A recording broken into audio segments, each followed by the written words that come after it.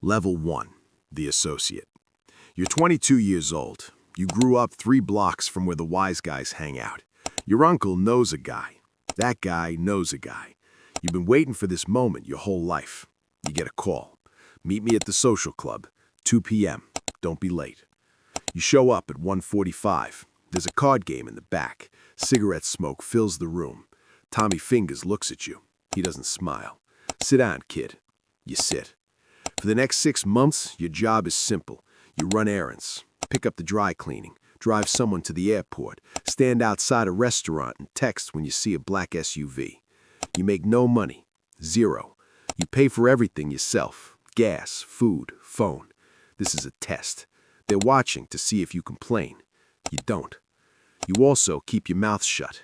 A detective stops you on the street. He knows your name. He knows where you've been. He offers you $500 for information. You walk away. You don't even respond. That night, Tommy Fingers hears about it.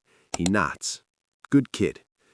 You're not a made man. You're not even close. You're an associate. You're outside the circle, but you're in the room. That's something. Level 2. The Earner. 8 months pass. You've proven you're not a rat.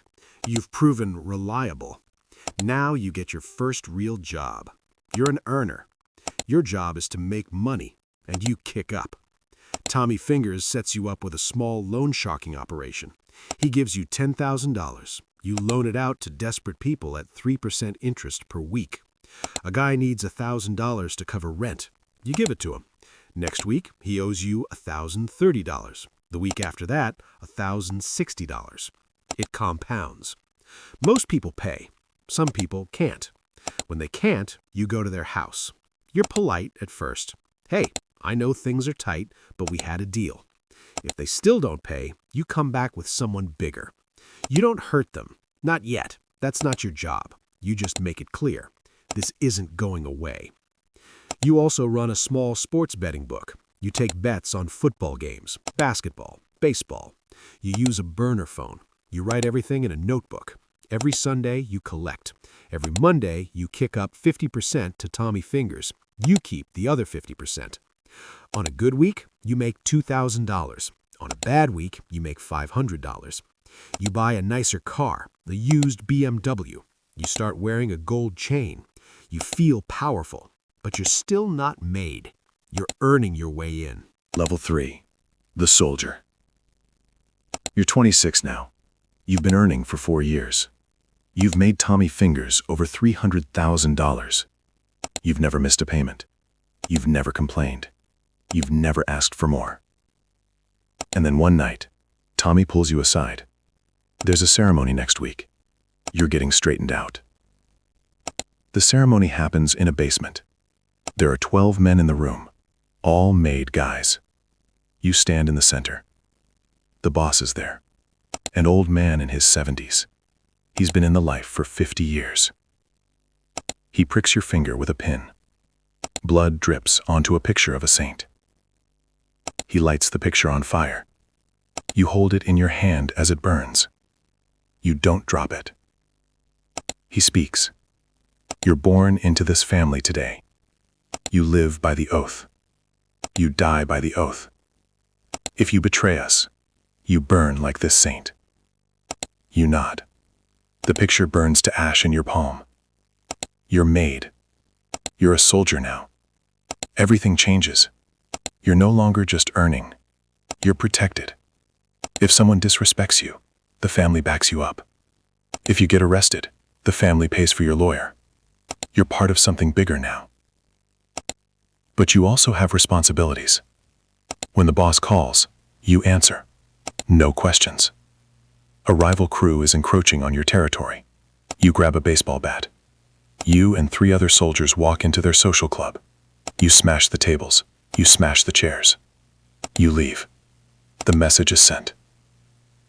A guy from your neighborhood starts talking to the FBI. The boss gives the order. It has to be done. You and another soldier take him for a drive. He never comes back. You don't talk about it. Not to your wife. Not to your friends. Not even to yourself. You make about $5,000 a week now. You have an apartment. You have respect. But you've crossed a line. There's no going back. Level 4. The Capo. You're 32. You've been a soldier for 6 years. You've put in work, you've made money, you've kept your mouth shut. The boss calls you in. Frankie is retiring. You're taking over his crew. A capo now, a captain. You have 10 soldiers under you. They report to you. They kick up to you. You take your cut, then you kick up to the boss. Your job is to manage them, keep them earning, keep them in line, keep them quiet. You control 3 neighborhoods: loan sharking, sports betting, protection rackets. You tax everything. A construction company wants to work in your area. They pay you $5,000 a month. A union needs help with a contract. They pay you $10,000. A restaurant wants to stay open without problems. They pay you $1,000 a week.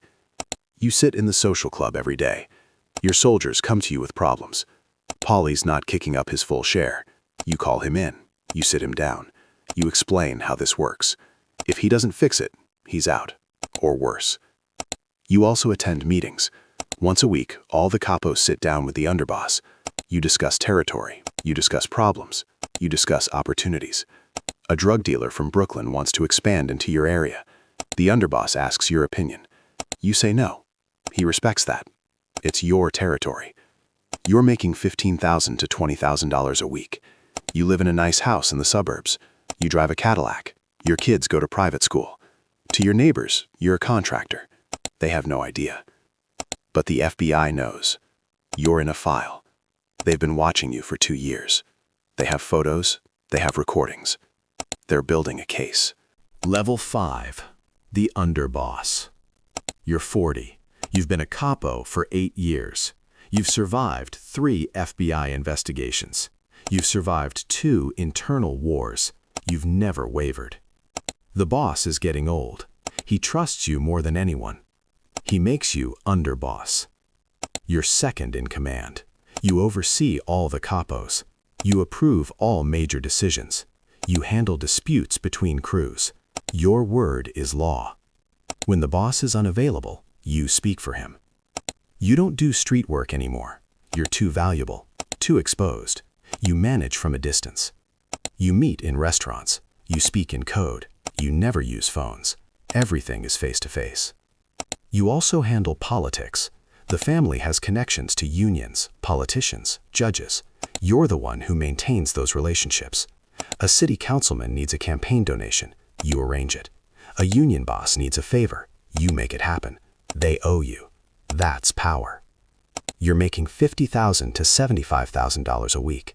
You own legitimate businesses now. A restaurant, a garbage company, a trucking firm. The money flows through them. You're laundering millions. You live in a mansion. You vacation in Italy. You wear custom suits. But you're also paranoid. The FBI has RICO charges ready. They're just waiting for the right moment. You change cars every week. You sweep your house for bugs. You trust no one completely. Your wife knows what you do. She doesn't ask questions. Your kids don't know. They think you're a successful businessman. You want to keep it that way. The boss. You're 50. The old boss died. Cancer. He named you as his successor before he went. The commission approved it. You're the boss now. You control everything. You have 200 soldiers, 15 capos, 1 underboss. They all answer to you. Your family controls the entire city. Unions, construction, garbage, trucking, drugs, gambling, everything flows through you. You sit at the top. You make the final decisions. A soldier wants to kill someone, he needs your permission. A capo wants to start a new racket, he needs your approval. Your word is absolute. You meet with the other bosses once a month. The commission. 5 families. You discuss territory. You discuss conflicts. You vote on major issues. You're equals at this table. But in your city, you're a king. You're making $200,000 to $500,000 a week. You own an estate. You have offshore accounts. You have investments in legitimate businesses that are actually legitimate. You've built an empire. But you're also the biggest target. The FBI has a task force dedicated to taking you down. They have 30 agents working your case. They have wiretaps. They have informants. They're coming for you. You're also dealing with internal threats. Ambitious capos who think they could do better. Young soldiers who don't respect the old ways. You have to stay sharp. One mistake and you're either in prison or in the ground. You rarely leave your house. You have security. You have drivers. You're always watching, always calculating. You're powerful, but you're not free. Level 7. The Ghost. There's one more level.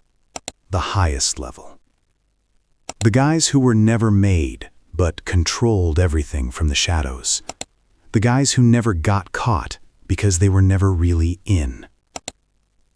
Meyer Lansky, the accountant. He never became a made man. He was Jewish, but he was more powerful than most bosses. He controlled the money, he controlled the casinos, he controlled the offshore accounts.